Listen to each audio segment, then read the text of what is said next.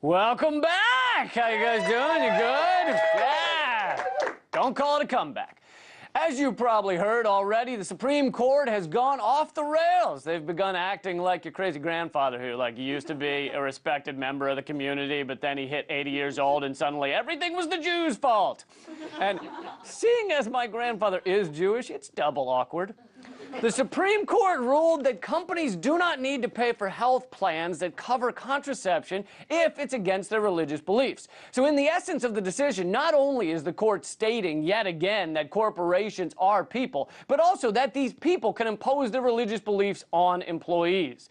Look, religion is lovely. It means a lot to some people. But not only is our country founded on the idea that you can't impose your religious beliefs on others, but not every religious belief is even legal. If you believe God made Adam and Eve and all the other people came after them, then you believe there was a ton of incest going on back then.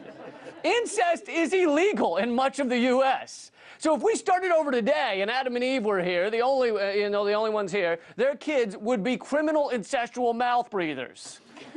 What about the story of Jonah living in the whale for 3 days? Do you have any idea how much trouble you'd get in today if you shove someone in a whale? All kinds of animal rights laws prohibit that. What about polygamy? For some Mormons, that's in their religion and yet illegal. Heck, look at the Branch Davidians in Waco, Texas in the 90s. Their religious leader told them to stockpile guns and live in a compound. For that, the federal government set them on fire.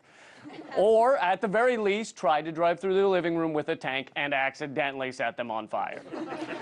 Either way, not a ringing endorsement for the idea of you can believe what you want and everyone else has to abide by it. And this corporate personhood thing, Playboy's a corporation, and therefore a person, according to the courts. Could you imagine if Hugh Hefner pushed his religion on some poor magazine kid who delivers the Playboys?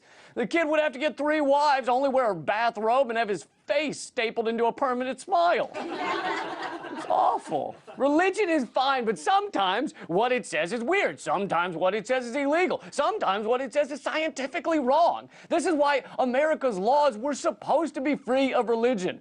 Supreme Court, I now give the supreme part of your name the same weight I give to a nacho supreme. Sometimes good, sometimes not so good. On certain days, just plain wrong.